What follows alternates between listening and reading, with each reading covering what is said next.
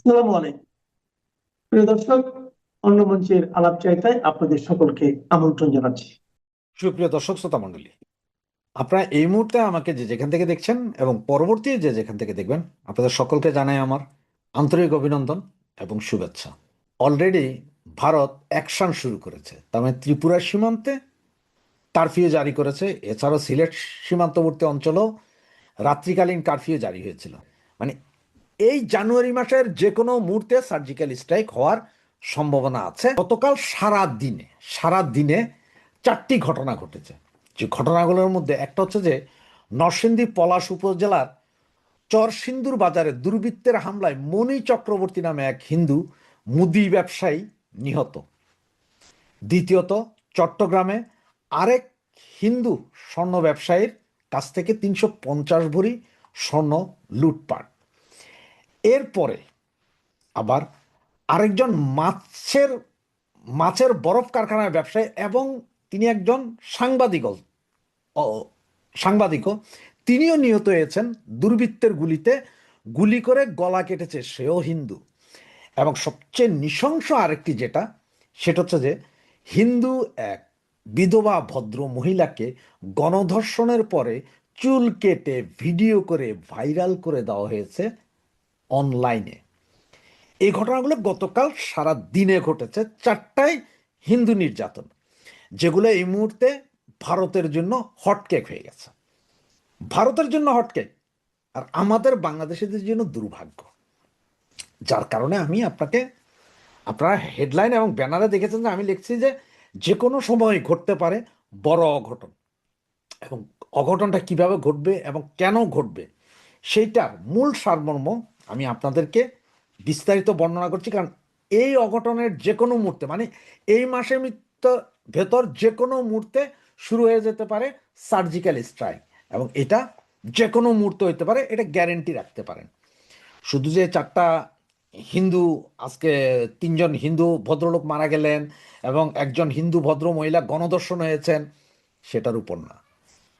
এই যে কারফিউ গেল গত পরশুদিন, যে কারফিউ দেওয়া হয়েছে, এবং এই মুহূর্তে আপনাদেরকে আরও কিছু যে নিউজগুলো বলছি, এগুলো পুরোটা শোনার পরেই আপনারা বুঝে যাবেন যে কাহিনীটা আসলে কি হচ্ছে এবং কি হতে চলেছে।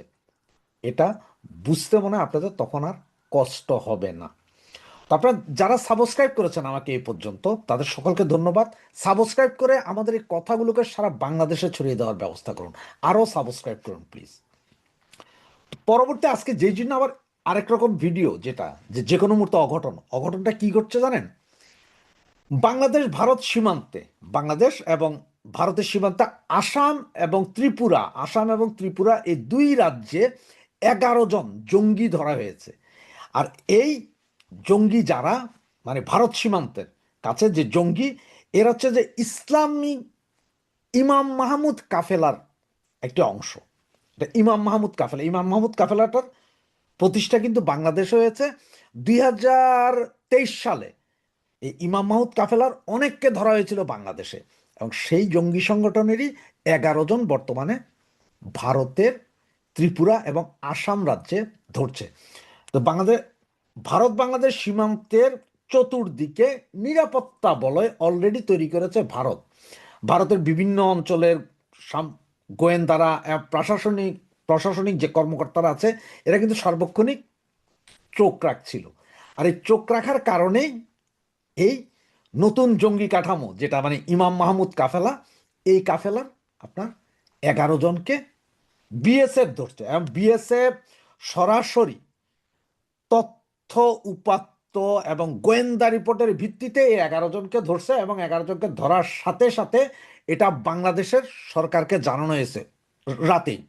আর এই ঘটনা ঘটছে আপনার 28 তারিখ দিবাগত রাত, মানে 29 তারিখ পড়ে গেছে। আপনাদের নিশ্চয় মনে আছে যে 29 তারিখে খালেদা জিয়ার মৃত্যু ডিক্লারের আগেই ঢাকা থেকে আমাদের বাংলাদেশের যে অ্যাম্বাসেডার আছে, ওনাকে জরুরি তলব করেছিল বাংলাদেশ। এই জরুরি তলবের মূল কাহিনীটা ছিল যে এইটা, যে এই যে যেই 11 জনকে ধরছে, তার মধ্যে 3 জন বাংলাদেশি, বাকিরা ওইখানকার মুসলমান গোষ্ঠী, যাদেরকে বাংলাদেশ সে সন্ত্রাসী গোষ্ঠীগুলা আপনার কম্প্রোমাইজ করছে যে মানে ভারতে একটা গন্ডগোল লাগার জন্য। আর আসাম ত্রিপুরায় আমাদের বাংলাদেশের আইএমকে নেটওয়ার্ক যেটা মানে ইমাম মাহমুদ কাফেলার যে নেটওয়ার্ক, এটা আসাম এবং ত্রিপুরাতেও আছে। ওখানকার কিছু মুসলমানকে এরা অ্যাড করছে করে এই কাহিনীটা যে ওখানে আসাম এবং ত্রিপুরাতে একটা ইসলামিক বিপ্লবের মতন ঘটানোর জন্য, যেটা সব বারবার আমাদের এই যে বিভিন্ন উপদেষ্টা এবং বিভিন্ন ওই যে এনসিপি আলারাও বলছিল। আপনারা জানেন যে এনসিপি আলারাও বলছিল যে আমরা ভারতের বিচ্ছিন্নতাবাদীদের এই সহযোগিতা করবো, এদেরকে দেশে আনবো, এদেরকে দেশে রাখবো, এদেরকে এই করব, ওদের প্রশিক্ষণ দিব। এখন যেটা বিএসএফ যেটা বের করেছে সেটা হচ্ছে যে আপনার এই যে 11 জন ধরছে, এবং এই 11 জনের মধ্যে যে 3 জন বাংলাদেশি, এবং বাংলাদেশে এদের যে নেটওয়ার্ক আছে এটা হচ্ছে আনসারুল্লাহ বাংলা টিম এবং আপনার জেএমবির সাথে সম্পর্ক। এই ইমাম মাহমুদ কাফেলা হচ্ছে যে জেএমবি এবং আনসারুল্লাহ বাংলা টিমের সমন্বিত গঠিত আইএমকে একটা সংগঠন। আর এই সংগঠন দ্বারাই তারা চালাইতে চাচ্ছে একটা কাহিনী। এবং ওখানে যে 2 জন বাঙালি ধরা হয়েছে, 3 জন, তার মধ্যে একজনের নাম হচ্ছে ওমর, আরেকজনের নাম হচ্ছে খালেদ। খালেদ এবং ওমর এরা স্বীকার করেছে যে গত 1 বছর যাবৎ ইন্ডিয়ার কিছু সন্ত্রাসী গ্রুপকে ওরা কাজ করছে, এবং বাংলাদেশের কিছু ছেলে পেলে আছে জিহাদি মনোভাবপূর্ণ, এদেরকে বাংলাদেশের পার্বত্য চট্টগ্রামে সাবেক সেনাবাহিনীর কিছু কর্মকর্তা এবং বর্তমান সেনাবাহিনীতে অবস্থিত কিছু কর্মকর্তা মিলে ট্রেনিং দিয়েছে। আর ট্রেনিংয়ের সময় তাদের কাছ থেকে যেসব অস্ত্রশস্ত্র উদ্ধার হয়েছে, যে অস্ত্রশস্ত্র নিয়ে ইন্ডিয়া থেকে যে অস্ত্রশস্ত্র তারা ইন্ডিয়ায় ঢুকছিল, সেগুলোরও অনেকগুলো অস্ত্রশস্ত্র অলরেডি উদ্ধার করছে হচ্ছে যে বিএসএফ। আর এই নেটওয়ার্কের পুরাটার শিকড় হচ্ছে যে বাংলাদেশ। মানে এরা বাংলাদেশে হচ্ছে যে মূল কাহিনী এই নেটওয়ার্ক, এবং সীমান্ত পার হইয়া রেডিক্যাল কার্যক্রম চালাচ্ছে ইন্ডিয়াতে, মানে ইন্ডিয়াকে অস্থিতিশীল করো। এবং এই 2 জন ওমর এবং খালেদ 2 জন যারা ওই 11 জনের সাথে গ্রেপ্তার হয়েছে ইন্ডিয়াতে, এই 2 জন এইটাও স্বীকার করছে যেখানে পাকিস্তানের আইএস কর্মকর্তারাও ট্রেনিং দিছে পার্বত্য চট্টগ্রামে প্রায় 650 জিহাদি মৌলবাদী গোষ্ঠীকে ট্রেনিং দেওয়া হচ্ছে। এর মধ্যে রোহিঙ্গা আছে কিছু, আর বাঙালি আছে ম্যাক্সিমাম। এর মধ্যে 80% বাঙালি, 10% রোহিঙ্গা এবং 10% ইন্ডিয়ার বিভিন্ন অঞ্চলের কিছু সন্ত্রাসী গোষ্ঠী। এদেরকে আইনা ওই যে আপনার ইন্ডিয়ার 2-3টা ওই সাইডের যে সন্ত্রাসী গোষ্ঠী, এদেরই নিয়ে নাকি এই ট্রেনিং ক্যাম্প চালু করছে। তার মধ্যে এটা সবগুলোই আমাদের বাংলাদেশ সেনাবাহিনীর সাবেক অবসরপ্রাপ্ত কর্মকর্তা এটা শিওর করছে, এবং সাথে আছে আপনার কিছু বর্তমান কর্মকর্তা। আপনারা সবাই জানেন যে ত্রিপুরার পার্বত্য চট্টগ্রাম জনসংযোগ সমিতি আছে, পিসিজেএসএস, এরা সশস্ত্র। এবং 2024 সালে 13 জন সদস্য ভারতীয় ভূখণ্ডে প্রবেশের পর ধরা পড়ে, যাদের অনেকেই সশস্ত্র সংঘর্ষে আহত অবস্থায় ছিলেন 2024-এর লাস্টে, মানে নভেম্বর ডিসেম্বরের দিকে, এটা 2024-এ। এবং গত পরশুদিন এই 29 তারিখে ধরা গেছে আরো 11 জন। এবং এরা সবাই হচ্ছে যে আদর্শিক উগ্রবাদী, এবং ওই যে আপনার গাজবাতুল হিন্দের জন্য এরা খুব প্রস্তুতি নিয়ে রাখছে যে ওরা গাজবাতুল হিন্দ করবেই। এই হচ্ছে যে এই যখন অবস্থা, তখন ভারত কিন্তু অলরেডি এটা বাংলাদেশকে জানাইছে, এবং ওখানে যারা জঙ্গি আপনার যাদেরকে ধরছে তার মধ্যে বাংলাদেশি যে 3 জন, 2 জনের নাম জানা গেছে, ওমর এবং খালেদের কাছ থেকে বেশ কিছু অস্ত্র উদ্ধার হয়েছে, যে অস্ত্রের ছবিগুলো আমরা আপনাদেরকে অলরেডি দেখিয়েছি। এই অস্ত্র উদ্ধার হয়েছে এবং তার রেডিক্যালাইজেশন করে ইন্ডিয়াতে একটা বিশাল নেটওয়ার্ক করে একটা গন্ডগোল করতে চাইছে। আর ইন্ডিয়া এই জিনিসগুলো সব অলরেডি তাদের বিভিন্ন মিডিয়া সহ আন্তর্জাতিকভাবে এটা তুলে ধরছে। এইদিকে গতকাল সারাদিনে যে 4 জন হিন্দু মারা গেল, 3 জন হিন্দুকে মেরেই ফেলা হয়েছে, আর একজন মহিলাকে গণধর্ষণ করে চুল কেটে রাস্তায় বেঁধে রেখে ভিডিও করা হয়েছে, এগুলো অলরেডি সারা পৃথিবীতে জানে। তার মানে ইন্ডিয়ার হাতে অস্ত্র আমরা তুলে দিচ্ছি একের পর এক, এবং যে কোনো মুহূর্তে ইন্ডিয়া এখন কাউন্টার অ্যাটাক করতে পারে বাংলাদেশকে। এবং সেটা যদি আপনার ভেনিজুয়েলার মতো হয়, কারো কিছু করার নেই। বা আপনার রাশিয়ার মতো হয় যে ইউক্রেনের উপর আক্রমণ চালিয়ে দিছে, সেরকম হলে কারো কিছু করার নেই। যার কারণেই আপনার ত্রিপুরা সীমান্তে টোটাল আপনার কারফিউটা জারি করছে। কারণ হচ্ছে যারা সমস্ত খবর সমস্ত কিছু নিয়েই এটা করছে, এবং বাংলাদেশ সেনাবাহিনী নাকি অস্ত্র শস্ত্র সহ বর্ডার ক্রস করার জন্য এই জঙ্গিগুলোকে সহযোগিতা করছে। এখন এটা এমন একটা অবস্থা যে ত্রিপুরার গোমতী ও ধলাই জেলা সরাসরি কিন্তু বাংলাদেশের পার্বত্য অঞ্চলের সঙ্গে এবং দীর্ঘদিন যাবৎ সশস্ত্র উত্তেজনা চলছে। এবং আপনার গত ভিডিওতে আমি বলেছিলাম যে ইউপিডিএফ যেটা, আবার আপনার এখানে এই যে ওমর আর খালেদ কিন্তু সরাসরি ইউডিপি এর নেটওয়ার্কে ছিল ওরা। এবং ইউপিডিএফ কোনটা? ইউপিডিএফ যেটা আমাদের সশস্ত্র বাহিনী নিয়ন্ত্রণ করে। যে ইউপিডিএফ তো অবশ্য চারটা আপনার ভারত ইয়েতে বাংলাদেশের পার্বত্য অঞ্চলে চারটা গ্রুপ আছে। জেএসএস আছে, সন্তুল আর্মার গ্রুপ, ওটা অবশ্য এখন নিষ্ক্রিয়। জেএসএস সংস্কারপন্থী গ্রুপ, ওরা এখন অস্ত্র হাতে নিছে। ইউপিডিএফ প্রসিদ্ধ গ্রুপ, ওরাও অস্ত্র হাতে। ইউপিডিএফ গণতান্ত্রিক গ্রুপ, ওদের কাছেও অস্ত্র আছে। কুকিচিনের কাছেও অস্ত্র আছে। এবং ইউপিডিএফ আরেকটা আছে যেটা সেনাবাহিনী নিয়ন্ত্রণ করে, সেনাবাহিনী প্রশিক্ষণ দেয়, সেনাবাহিনীর সদস্যরা ওই ইউপিডিএফ এর নাম দিয়ে বাকিগুলোরে মারে। সেই সেনাবাহিনীর অংশটা, সেনাবাহিনীর সেই লোকগুলাই এখন এই ইউপিডিএফই ইন্ডিয়ার বিভিন্ন অঞ্চলে ঢুকার চেষ্টা করতেছে এবং সেখানে ইন্ডিয়াকে অস্থিতিশীল করার চেষ্টা করতেছে। এই রিপোর্টটা পাওয়ার পরে এবং এই 11 জন ধরার পরে, এবং যে দুজন বাংলাদেশের নাম বললাম, ওমর এবং খালেদ যখন সরাসরি স্বীকার করলো যে ওরা ইউপিডিএফ এর অরিজিন কর্মী, এখন আইএমকে নেটওয়ার্কের সাথে যুক্ত, যেটা আপনাদের বললাম যে ইমাম মাহমুদ কাফেলা, এই সবগুলো জানার পরে এবং তারা এটাও স্বীকার করলো যে তাদের ট্রেনিং সমস্ত কিছু বাংলাদেশ সেনাবাহিনীর নিয়ন্ত্রণে হয়, এবং 1 বছর ধরে ইন্ডিয়াকে অস্থিতিশীল করার জন্য বাংলাদেশ সেনাবাহিনীর সাবেক 25 জন সেনা কর্মকর্তা বাই রোটেশন এদেরকে ট্রেনিং দিচ্ছে পার্বত্য চট্টগ্রামের ভেতরে, এবং ট্রেনিং দিয়ে তাদেরকে ইন্ডিয়ার দিকে পাঠানো হচ্ছে। এগুলো সব রিপোর্ট অলরেডি বাংলাদেশ সরকারের কাছে আছে, যেটার ভয়ে ইন্ডিয়ান অ্যাম্বাসেডারকে ডাকছিল, কারণ এই ঘটনা যখন চাউর হয়ে যাবে হয়তো অ্যাম্বাসির উপর আক্রমণ হইতে পারে। আবার ইন্ডিয়া হয়তো সমস্ত অ্যাম্বাসির সবগুলো ধরে ফেলতে পারে ওইখানে, এবং যে কোনো মুহূর্তে সার্জিক্যাল স্ট্রাইক এ পার্বত্য চট্টগ্রাম সহ ওই যে ঢাকা শহরে সেনাবাহিনীর একটা আছে না, ক্লাব আছে না, কি জানি ক্লাব, সেনা ক্লাব না কি, ওইটার ভিতরেও যে কোনো মুহূর্তে চালাইয়া দিতে পারে অ্যাটাক। এবং এই গ্রুপ পুরাটা কে চালনা করতেছে, পয়সা করে দিচ্ছে হচ্ছে যে বাংলাদেশ সেনাবাহিনীর অংশ, এবং পাকিস্তানের ইন্টেলিজেন্স ব্রাঞ্চ এখানে টাকা পয়সা এবং অস্ত্রশস্ত্র দিচ্ছে। এই খবরের পরেই ইন্ডিয়ার নড়েচড়ে বসছে, এবং এই জন্যই বলছে আপনাদের যে কোনো মুহূর্তে, মানে এই জানুয়ারি মাসের যে কোনো মুহূর্তে সার্জিক্যাল স্ট্রাইক হওয়ার সম্ভাবনা আছে। দেখতে থাকুন কি হয়, এবং আমার কাছে যখনই যা নিউজ আসবে আপনাদের জন্য উন্মুক্ত নিয়ে আসবো তৎক্ষণাৎ। জয় বাংলা, জয় বঙ্গবন্ধু।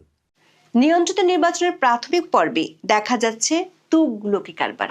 সবার জন্য সমান সুযোগ তো দূরের কথা, রিটার্নিং কর্মকর্তার সামনে ঘাট ধাক্কা দেয়া হচ্ছে প্রার্থীকে। কিংস পার্টির নেতারা দিচ্ছেন হুঙ্কার, জামাত প্রার্থীর সমর্থকেরা হুমকি দিচ্ছেন রিটার্নিং কর্মকর্তাকে। আবার বিএনপি 7 খুন মাফের অভিযোগও পাওয়া যাচ্ছে। ভোটের আগেই বিজয়ী নেতার ভূমিকায় অবতীর্ণ হয়েছেন তারেক রহমান। ব্যবসায়ী নেতা থেকে শুরু করে বিশ্ববিদ্যালয়ের উপাচার্য সবাই ছুটছেন তার সান্নিধ্য পেতে। মূলধারার সংবাদ মাধ্যমগুলো খোলাখুলিভাবে বিএনপির পক্ষে প্রচারেও নেমেছে। এমন অবস্থায় ভোটের মাঠ সমতল রাখার দায়িত্ব যাদের, সেই নির্বাচন কমিশন আছে দিবানিদ্রায়। অভিযোগ উঠলেই শোনা যাচ্ছে গদ বাধা সাফাই, আছে আনুষ্ঠানিকভাবে অভিযোগ পেলে ব্যবস্থা নেওয়ার আশ্বাস। মনোনয়নপত্র জমা এবং বাছাই পর্বে যেসব নজির তৈরি হয়েছে তাতে এরই মধ্যে ইতিহাসে জায়গা করে নিয়েছে ত্রয়োদশ জাতীয় সংসদ নির্বাচন। সামনের দিনগুলো আরো কি নজির গড়ে, ভোট রেখে সেদিকেই নজর পুরো দেশের। আওয়ামী লীগের কার্যক্রম নিষিদ্ধ রেখে ত্রয়োদশ জাতীয় সংসদ নির্বাচনের পরিকল্পনা নিয়ে এগোচ্ছে সরকার ও নির্বাচন কমিশন। বলা হয়েছিল এটি হতে যাচ্ছে দেশের ইতিহাসের সেরা এবং উৎসবমুখ নির্বাচন। তবে ভোটের মাত্র 5 সপ্তাহ আগেও তার লেশমাত্র ছাপ নেই সারা দেশে। এর বদলে মনোনয়নপত্র জমা এবং বাছাই নিয়ে ভেলকিবাজি নিয়ে সরগরম সোশ্যাল মিডিয়া। কেউ জানাচ্ছেন বিস্ময়, কেউ করছেন কৌতুক। কাগজে কলমে তফসিল ঘোষণার পর থেকে নির্বাচনী পরিবেশ রক্ষার সব দায়িত্ব নির্বাচন কমিশনের। তবে গত কয়েকদিনের চিত্র বলছে সরকারের মিত্র দলগুলোর যা খুশি তাই আচরণের মুখে অসহায় নির্বাচনী কর্মকর্তারা। দলগুলোকে নিয়ন্ত্রণে রাখা তো দূরের কথা, তাদের দাপটে নাভিশ্বাস উঠেছে সবার। রিটার্নিং কর্মকর্তাদের সামনে সরকারের মিত্র দলের নেতাদের দাপট দেখানোর বেশ কিছু ঘটনা এসেছে সংবাদ মাধ্যমে। এর মধ্যে সবচেয়ে বেশি আলোচিত হচ্ছে কুড়িগ্রামের রিটার্নিং কর্মকর্তা এবং জেলা প্রশাসক অন্নপূর্ণা দেবনাথকে নাজেহাল করার ঘটনা। দ্বৈত নাগরিকত্ব সংক্রান্ত জটিলতায় বাতিল করা হয় কুড়িগ্রাম ৩ আসনে জামাত প্রার্থী মাহবুবুল আলম সালেহের মনোনয়নপত্র। জেলা প্রশাসক অন্নপূর্ণা দেবনাথ ৪ ডিসেম্বর এই ঘোষণা দেয়া মাত্র তেতে ওঠেন জামাত প্রার্থীর সমর্থকেরা। অন্নপূর্ণাকে কুড়িগ্রামে থাকতে না দেওয়ার হুমকি শুধু দেওয়া হয়নি, তাকে ভারতের দালাল এবং ইসকন সদস্য বলেও অভিযুক্ত করা হয়। ঘটনার সময়কার ভিডিওতে দেখা যায় বিব্রত জেলা প্রশাসক পুরোটা সময় ছিলেন নিশ্চুপ। জেলা প্রশাসন জানায় দ্বৈত নাগরিকত্বের অভিযোগ যাচাই বাছাইয়ের সময় মাহবুবুল আলম সালেহের মনোনয়নপত্র সাময়িকভাবে স্থগিত করা হয়েছিল। তাকে প্রয়োজনীয় কাগজপত্র জমা দেওয়ার জন্য এরপর ৪ জানুয়ারি পর্যন্ত সময় দেওয়া হয়। তবে এই সময়ের মধ্যে তিনি যুক্তরাজ্যের নাগরিকত্ব ত্যাগের সুনির্দিষ্ট প্রমাণপত্র জমা দিতে পারেননি, আর তাই বাতিল করা হয় তার মনোনয়নপত্র। জেলা প্রশাসক তার মনোনয়নপত্র বাতিলের ঘোষণা দেয়া মাত্র উচ্চস্বরে হইচই শুরু করেন জামাতের সমর্থকেরা। কদর্য এবং সাম্প্রদায়িক ভাষায় আক্রমণ করেন অন্নপূর্ণা দেবনাথকে। এমনকি জেলা প্রশাসকের কার্যালয়ের সামনেও জামাতের কয়েকশো কর্মী জড়ো হয়ে বিক্ষোভ করেন। প্রশাসনের পক্ষ থেকে আপিল করার সুযোগ থাকার বিষয়টি জানানো হলে পরিস্থিতি কিছুটা শান্ত হয়। তবে জেলা প্রশাসকের চত্বরে দীর্ঘ সময় অবস্থান নিয়ে বিক্ষোভকারীরা জেলা প্রশাসকের অপসারণের দাবি সহ বিভিন্ন স্লোগান দেন। এ ধরনের ঘটনা নির্বাচনী আইনে শাস্তিযোগ্য হলেও বিস্ময়করভাবে মুখে কুলু পেটেছে নির্বাচন কমিশন। শুধু কুড়িগ্রামে নয়, আরো বেশ কয়েকটি জেলায় চরম বিশৃঙ্খলা হলেও ইসির ভূমিকা ঠুটো জগন্নাথের মতো। মানিকগঞ্জের রিটার্নিং কর্মকর্তা এবং জেলা প্রশাসকের সামনেও ঘটে ন্যাক্কারজনক ঘটনা। জেলা প্রশাসকের সামনে বিএনপি সমর্থকেরা চড়াও হন এক স্বতন্ত্র প্রার্থীর উপর। তাকে অনেকটা গলা ধাক্কা দিয়ে বের করে দেওয়ার মতো পরিস্থিতি তৈরি হয়। মানিকগঞ্জ ৩ আসনের মনোনয়ন যাচাই বাছাই শেষে জেলা রিটার্নিং কর্মকর্তা ও জেলা প্রশাসক নাজমুনারা সুলতানা স্বতন্ত্র প্রার্থী আতাউর রহমান আতার প্রার্থিতা অবৈধ ঘোষণা করেন। একই সময় বিএনপি প্রার্থী মনোনয়নপত্র বৈধ ঘোষণা করা হলে আপত্তি জানান আতা। তিনি বিএনপি প্রার্থীর বিরুদ্ধে মামলা ও অনিয়ম সংক্রান্ত প্রমাণপত্র তুলে ধরার চেষ্টা করেন, তবে তাকে কথা বলার সুযোগই দেননি জেলা রিটার্নিং কর্মকর্তা। এরপর কক্ষ থেকে বের হওয়ার সময় স্বতন্ত্র প্রার্থী আতার উপর ঝাঁপিয়ে পড়েন বিএনপির প্রার্থীর সমর্থকেরা। অকথ্য ভাষায় গালিগালাজ এবং ধাক্কাধাক্কি শুরু হয়। পুরো সময় নীরব ভূমিকায় ছিল প্রশাসন। ভিডিওতে দেখা যায় একজন প্রার্থীর জন্য সর্বোচ্চ নিরাপদ হিসেবে বিবেচিত জায়গাতেই অনেকটা মবের শিকার হন আতা। এই ঘটনার দৃশ্য ভাইরাল হয়েছে সোশ্যাল মিডিয়ায়, সংবাদ মাধ্যমে এসেছে খবর। তবে শীতল বাতাসে শীত নিদ্রায় থাকা ইসির কর্তাদের কাছে একদিন পরেও পৌঁছায়নি হেনস্থার বার্তা। মানিকগঞ্জ থেকে সড়কপথে ঢাকার দূরত্ব ৬০ কিলোমিটারের কম, তবে ২৪ ঘন্টাতেও এই পথ পাড়ি দিয়ে আগারগাঁও নির্বাচন ভবনে আতাকে হেনস্থার খবর পৌঁছেনি। এ বিষয়ে ৫ জানুয়ারি সাংবাদিকেরা ইসি সচিবালয়ের সিনিয়র সচিব আক্তার আহমেদকে প্রশ্ন করেছিলেন। জবাবে তিনি জানান তার কানে খবরটি আসেনি। এরকম কোনো অসঙ্গতি হয়ে থাকলে রিটার্নিং কর্মকর্তা দেখবেন। অনেক স্বতন্ত্র প্রার্থীর অভিযোগ, সমর্থকদের স্বাক্ষর নেওয়ার সময় তারা মারধরের শিকার হয়েছেন। তাদের নিরাপত্তাহীনতা দূর করতে কোনো ব্যবস্থা নেওয়ার আশ্বাসও আসেনি নির্বাচন কমিশনের পক্ষ থেকে। এই সংক্রান্ত প্রশ্নের জবাবেও ইসি সচিব দিয়েছেন গদ বাঁধা উত্তর, তার কানে এটা আসেনি। দর্শক, নজিরবিহীন বিভিন্ন দৃশ্যে নির্বাচনের মাঠ নিয়ে সমালোচনা কৌতুকের ঝড় দেখা যাচ্ছে সোশ্যাল মিডিয়ায়। ফেনী ৩ আসনে বিএনপি প্রার্থী আব্দুল আওয়াল মিন্টুর মনোনয়ন গৃহীত হওয়ার আনন্দে পুলিশ সদস্যের হাত তালি দেওয়ার ভিডিও ভাইরাল হয়েছে। ফেনী রিটার্নিং কর্মকর্তা ও জেলা প্রশাসক মনিরা হক ৪ জানুয়ারি মিন্টুর মনোনয়ন গৃহীত হওয়ার ঘোষণা দেন। এ সময় বিএনপি নেতাকর্মীদের সঙ্গে হাততালিতে অংশ নেন পুলিশের এক সদস্য। নিজেকে সামলে রাখতে না পারার ঘটনা পরে অবশ্য বুঝতে পেরেছেন, তাই জিভে কামড় দিতেও দেখা যায় তাকে। ভাইরাল 30 সেকেন্ডের ভিডিওতে দেখা যায় রিটার্নিং কর্মকর্তা মনিরা হক বলছেন, আব্দুল্লাহ মিন্টুর দ্বৈত নাগরিকত্ব ছিল, তবে গত বছর 9 ডিসেম্বর তিনি দ্বৈত নাগরিকত্ব পরিত্যাগ করেছেন বলে হলফনামায় উল্লেখ করেছেন। প্রমাণ হিসেবে নাগরিকত্ব বাতিলের জন্য যুক্তরাষ্ট্র দূতাবাসে আবেদন করার তথ্য দিয়েছেন। এই কারণে তার মনোনয়নপত্র বৈধ। ঘোষণার সঙ্গে সঙ্গে রিটার্নিং কর্মকর্তার পেছনে দাঁড়ানো পুলিশ সদস্য করতালি দেন। দর্শক, এমন বহু ঘটনা এরই মধ্যে ইতিহাসের অংশ করে দিয়েছে অধ্যাপক ইউনূস সরকারের আমলের নির্বাচনকে। তার নিয়োগকর্তা হিসেবে পরিচিতরাও মাঠে দেখিয়ে যাচ্ছেন দাপট, এমনকি আঙ্গুল তুলে শাসাচ্ছেন প্রধান প্রতিপক্ষ দলের নেতাকর্মীদের। কুমিল্লায় 2রা জানুয়ারি রিটার্নিং কর্মকর্তার কার্যালয়ে মনোনয়নপত্র যাচাই বাছাইয়ের সময় এনসিপির হাসনাত আব্দুল্লাহ আঙ্গুল তুলে শাসনের একটি ভিডিও নিয়েও চলছে ব্যাপক আলোচনা। হাসনাত তার কুমিল্লা 4 আসনে বিএনপি প্রার্থী মঞ্জুরুল আহসান মুন্সির হলফনামায় তথ্য গোপনের অভিযোগ তোলেন। এ নিয়ে রিটার্নিং কর্মকর্তার সামনে বেঁধে যায় ব্যাপক গন্ডগোল।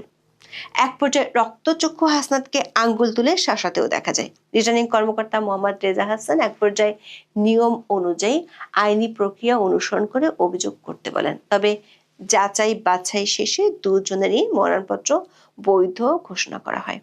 পরে প্রশাসনের বিরুদ্ধে সরাসরি পক্ষপাতের অভিযোগ তোলেন হাসনাত। বলেন, প্রশাসন মনে হচ্ছে বিএনপির দিকে ঝুঁকে গেছে। এদের দ্বিচারিতামূলক আচরণে নিরপেক্ষ, সুষ্ঠু ও অংশগ্রহণমূলক নির্বাচন কতটা হতে পারে তা নিয়ে সংশয় তৈরি হয়েছে। হাসনাত যখন অংশগ্রহণমূলক নির্বাচন নিয়ে শঙ্কা জানাচ্ছিলেন, ঠিক তখনই রংপুরে তার দলেরই আরেক নেতা আক্তার হোসেন জাতীয় পার্টিকে ঠেকানোর দাবি তুলেছেন।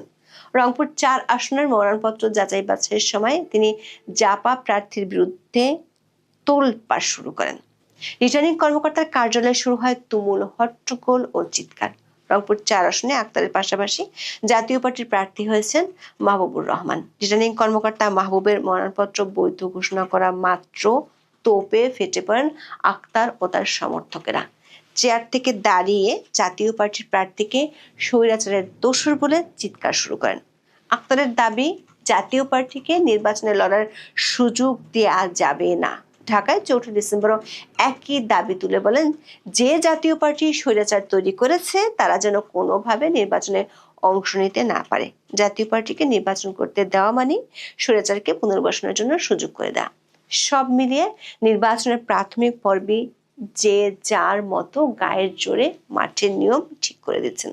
অবশ্য এসবের কিছুই চোখে পড়ছে না নির্বাচন কমিশনের। তাদের কাছে নির্বাচনের পরিবেশ ও পরিস্থিতি বেশ সন্তোষজনক। প্রধান নির্বাচন কমিশনার এএমএম নাসিরউদ্দিন 5 জানুয়ারি দাবি করেন, সবকিছু ঠিকঠাক চলছে। বলেন, সবার সহযোগিতা থাকলে আসন্ন জাতীয় সংসদ নির্বাচন একটি অবাধ, সুষ্ঠু ও গ্রহণযোগ্য নির্বাচন হিসেবে উপহার দেওয়া সম্ভব। বর্তমান নির্বাচনের পরিবেশ মোটের উপর সন্তোষজনক। দর্শক, প্রধান নির্বাচন কমিশনার 12 ডিসেম্বর নির্বাচনের তফসিল ঘোষণার সময় নির্বাচনের নিরাপদ ও উৎসব মুখর পরিবেশ নিশ্চিতে সব ধরনের ব্যবস্থা নেওয়ার আশ্বাস দিয়েছিলেন। তবে তফসিল ঘোষণার পরদিনই ঢাকায় গুলিবিদ্ধ হন স্বতন্ত্র প্রার্থী ওসমান হাদি। এর 2 দিনের মাথায় হাদির উপর হামলা বিচ্ছিন্ন এবং স্বাভাবিক দাবি করে তোপের মুখে পড়েছিলেন সিএসি। ঢাকায় এক অনুষ্ঠানে বলেন, আইন শৃঙ্খলার অবনতি হয়নি, মাঝে মধ্যে 2-1টা খুন খারাপি হয়। হাদিকে গুলির ঘটনা বিচ্ছিন্ন, নির্বাচনে এ ধরনের ঘটনা ঘটেই থাকে। এই বক্তব্য নিয়ে তীব্র প্রতিক্রিয়ার পর একটি জোড়াতালি ব্যাখ্যাও দেয় নির্বাচন কমিশন। তবে শেষ সময় পরিষ্কার হয়ে যায় ইসির অবস্থান। আবার মনোনয়নপত্র জমা এবং যাচাই বাছাইয়ের সময়কার তুগলকি কাণ্ডের পরেও সব স্বাভাবিক থাকার দাবি নতুন করে প্রশ্নবিদ্ধ করছে ইসিকে। তাদের ঠিক আছে মনে করিয়ে দিচ্ছে প্রখ্যাত ছড়াকার সুকুমার বড়ুয়া সেই বিখ্যাত ছড়ার লাইনগুলো। মেঘে মেঘে মেহমান চাইলেন ছাতা খান, দেখালাম ছাতাটা শুধু কটা শিক আছে, তবু তিনি বললেন ঠিক আছে। আসসালামু আলাইকুম দর্শক। বিএনপি চেয়ারপারসন বেগম খালেদা জিয়ার মৃত্যুর মধ্যে দিয়ে এবং বিএনপি ভারপ্রাপ্ত চেয়ারম্যান তারেক রহমান দেশে ফেরার মধ্যে দিয়ে চারদিকে বিএনপির একটা কেমন যেন জয় জয়াকার।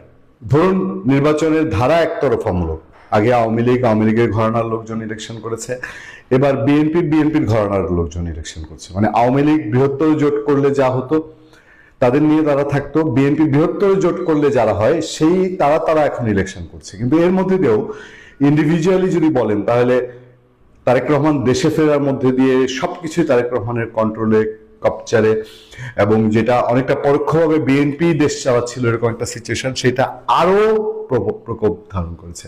এবং তারেক রহমান দেশের মাটিতে পাড়া দিয়েছেন, আর সাথে সাথে পুরো প্রশাসন অনেকটাই বিএনপির দিকে হেলে পড়েছে, যেটা এনসিপি এবং জামাতের নেতারা বলছেন। সেই সময় বিএনপি জয় জয়কারের বার্তাকে আরো শক্তিশালী হিসেবে আমাদের কাছে পৌঁছে দেয় যখন জরিপের ফলাফল অনেক অনেক পার্থক্য হয় জামাত এবং বিএনপির ভোটে। আমি জরিপের বাইরেও যদি আপনাদেরকে কথা বলি, জামাতে ইসলামী তার প্রতিদ্বন্দ্বী যে অংশ, বিএনপির সঙ্গে বা আওয়ামী লীগের সঙ্গে তার প্রতিদ্বন্দ্বিতা করার মতন বাস্তবতা এখনো তৈরি হয়েছে কিনা এটা অনেক বড় বিষয়। এর বাইরে ধরেন জাতীয় পার্টি, তারপর আপনার ইসলামী শাসনতন্ত্র আন্দোলন, এই টাইপের দলগুলোর মধ্যে জামাত ইসলামী তার মানে এই বি শ্রেণীর, বি গ্রেডের দলগুলোর মধ্যে জামাত এক নম্বরে। কিন্তু ভোটের সে বড় মাঠে খেলতে গিয়ে বিএনপি এবং জামাতের পার্থক্য, বিএনপি এবং জামাত এবং আওয়ামী লীগের পার্থক্য, এটা মোটামুটি আকাশচুম্বী পার্থক্য কতটা ঘুচিয়ে এসছে। হ্যাঁ, বিএনপির বহু বদনামির ভাগী হয়েছে, বিএনপি বহুভাবে মানুষের ত্যক্ত বিরক্তের কারণ হয়েছে, বহুভাবেই তার যে 5 আগস্ট পরবর্তী যে স্রোত, সেই স্রোত বাধাগ্রস্ত হয়ে জনসমর্থনের দিক থেকেও হোঁচট খেয়েছে। কিন্তু তারপরেও কি জামাত বিএনপিকে ধরে ফেলেছে? আমাদের সামনে একটা জরিপ, সেই জরিপের ফলাফল বলছে বিএনপিকে ভোট দিতে চায় 70% মানুষ, জামাতকে 19%।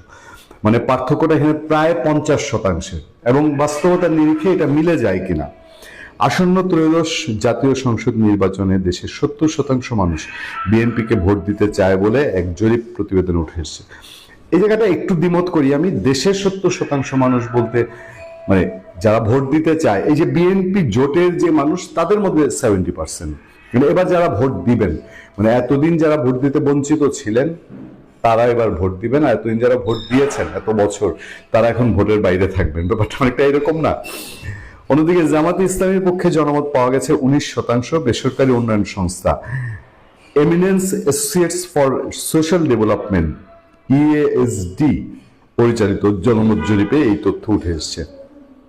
এটা প্রকাশ করা হয়েছে একটা অনুষ্ঠানের মধ্যে দিয়ে। দেশের 300টি সংসদীয় আসন থেকে সরাসরি 20,495 জন ভোটারের মতামত সংগ্রহ করা হয়েছে। গত বছরের 20 ডিসেম্বর থেকে চলতি বছরের 1 জানুয়ারি পর্যন্ত এই জরিপ পরিচালনা করা হয়। তার মানে জরিপের দিক থেকে অনেক বড় পরিসরের একটা জরিপ। সেই জরিপ অনুযায়ী আগামী নির্বাচনে কাকে ভোট দেবেন এমন প্রশ্নের উত্তরে 70% ভোটার বিএনপির পক্ষে মত দিয়েছেন, 19% ভোটার জামাতে ইসলামীকে বেছে নিয়েছেন। এছাড়া 2.6% মানুষ ন্যাশনাল সিটিজেন পার্টি এনসিপি, মাত্র 2.6, এবং 5% মানুষ অন্যান্য দলকে ভোট দেওয়ার কথা জানিয়েছেন। মাত্র 0.2% মানুষ ভোট দেবেন না বলে জানিয়েছেন। কিছুটা জরিপে প্রশ্ন জায়গায় আমরা নিশ্চয়ই এটা বাস্তবতা কি সেটা দেখতে পাবো হচ্ছে আগামী নির্বাচনের দিন, যে কত শতাংশ সত্যিকার ভোট কাস্টিং, মানে নির্বাচন কমিশনের হিসাব না। আমরা এর আগে যেরকম দেখেছি, যে চিলের চোখে দেখেছি, সেই চিলের চোখে কোন দল সরকার গঠন করবে এই প্রশ্নে 77% উত্তরদাতা বিএনপির কথা বলেছেন এবং মাত্র 17% জামাতের পক্ষে মত দিয়েছেন। নির্বাচনে কে জিতবে এমন প্রশ্ন উত্তরে 74% মানুষ বিএনপির জয়ের কথা বলেছেন। 18% ভোটার মনে করেন জামাত ইসলামী জিতবে এবং 1.7% মানুষ এনসিপি জয়ের সম্ভাবনা দেখছেন। 1%-এর কিছু বেশি মানুষ জাতীয় পার্টিও জিতবে বলে মনে করেন। অংশগ্রহণকারীদের গত নির্বাচনে কাকে ভোট দিতে চেয়েছেন জানতে চাইলে 35% জানান তারা বিএনপিকে ভোট দিতে চেয়েছিলেন। অন্যদিকে 27% আওয়ামী লীগ এবং 5%-এর বেশি মানুষ জামাত ইসলামীকে ভোট দেওয়ার ইচ্ছার কথা জানিয়েছিলেন। জরিপের চুম্বক অংশটার জন্য অপেক্ষা করছিলাম।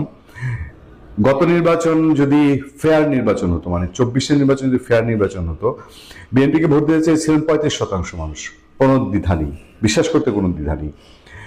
আওয়ামী লীগকে তখনও ভোট দিতে চেয়েছিল 27% মানুষ, বিশ্বাস করতে দ্বিধা নেই। আর 5% মানুষ জামাতকে, এটাও বিশ্বাস করতে দ্বিধা নেই। এটার এতটা আকাশ পাতাল পার্থক্য হলো যে এবার বিএনপি 70%, মানে গতবার যারা দিতে চেয়েছিলেন তার ডাবলে উঠে গেছে। এই ডাবল হওয়াটা কি আওয়ামী লীগ মাঠের বাইরে থাকা বা জরিপের কোনো ফাঁক ফোকর রয়েছে কিনা, জরিপের বিশ্বাসযোগ্যতা নিয়ে কোনো প্রশ্ন রয়েছে কিনা? দেশের বাইরে ভোটাররা ভোট দিচ্ছেন, তাদের কাছে পোস্টাল ভোটার ব্যালট পেপার পৌঁছে গেছে অনেক জায়গায়, এবং সেই ভোটগুলো একটা বড় বড় সংখ্যক ভোট, সেই ভোট যোগ হলে পরে এবং একতরফা নির্বাচনে মানুষের প্রতিফলন, মানুষের ইচ্ছার প্রতিফলন কতটা পাওয়া যায় সেই বিষয়গুলো নিশ্চয়ই জরিপের ইন্টারনালি আছে কিনা জানি না, যেহেতু পূর্ণাঙ্গ প্রকাশ করা হয়নি, কিন্তু কোথাও না কোথাও থাকতে পারে। ফলে এই কথা চোখ বন্ধ করে কি গ্যারান্টি দেওয়া যায় যে সারা দেশের 18 কোটি মানুষের রিপ্রেজেন্টেটিভ হিসাবে 70% মানুষ বিএনপিকে ভোট দিতে চায়? ভালো থাকবে।